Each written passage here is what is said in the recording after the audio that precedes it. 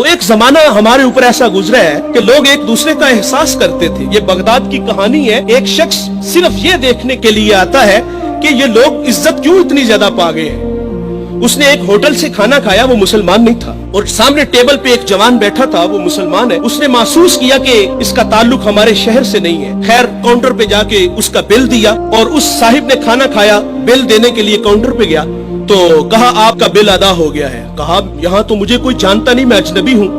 کہا ایسے ہی ہے, ایک مسلمان تھا اور اس نے آپ کا بل دیا اور چلا گیا. رکا اس لیے نہیں کہ آپ شکریہ کے لیے آگے بڑھیں گے, تو اس نے یہ بھی اپنے لیے مناسب نہیں سمجھا کہیں یہ نفس کی غذا نہ بن جائے. وہ اس بات سے متاثر ہوا. پھر ایک دکان پہ گیا, اسے کوئی چیز چاہیے تھی. جب دکان پہ گیا تو اس نے کہا یہ چیز مجھے چاہیے, قیمت طے ہوئی. تو دکاندار پتہ کیا کہتا ہے, وہ کہتا ہے بھائی اسی معیار کی اسی قیمت میں وہ جو سامنے دکان ہے, اگر یہ چیز تم اس سے خرید لو تو تمہیں کوئی اس پہ اعتراض تو نہیں. کہا مجھے چیز چاہیے. وہ سامنے دکان پہ گیا, اس نے وہ چیز خریدی, خرید کے جانے لگا. لیکن یہ تجسس تھا, اس نے ایسا مجھے کیوں کہا, یہ خود بھی تو نفع لے سکتا تھا, فائدہ تو اسے بھی ہو سکتا تھا, لیکن اس نے مجھے اس کے پاس کیوں بھیجا. دوبارہ پھر پلٹتا ہے اور آ کے کہتا ہے بھائی وہی معیار ہے, وہی قیمت ہے, لیکن اس کے پاس بھیجنے کا مقصد کیا تھا تیرا.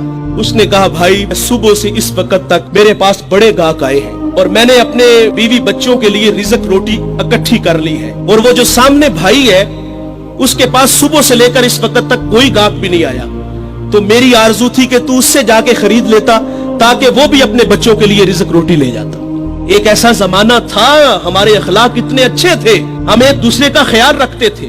آج تو ذلیل کرتے ہیں. تو حضرت عمر رضی اللہ تعالیٰ عنہ کے پاس ایک مقدمہ آیا بڑا عجیب سا. ایک صاحب نے زمین خریدی اور ایک نے بیچی.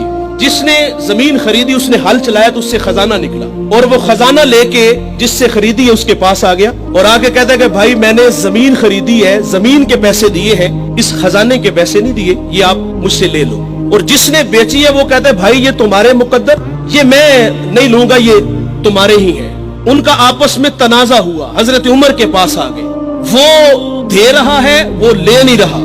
آج بھائی بھائی ایک انچ پہ ایک دوسرے کو قتل کر رہے ہیں. آج ایک انچ پہ بھائی جیونا مرنا ختم کر رہے ہیں اپنے بھائی سے. اپنی اولادوں کو بھی نصیحت کر کے جاتے کہ چچا کو منہ نہیں لگانا. اور ادھر کیا ہے جو رسول اللہ نے اخوت کا درس دیا تھا ان قوم کو, ان لوگوں کو, اور وہ کتنے اچھے لوگ ہیں, وہ خزانہ دے رہے, وہ لے نہیں رہا.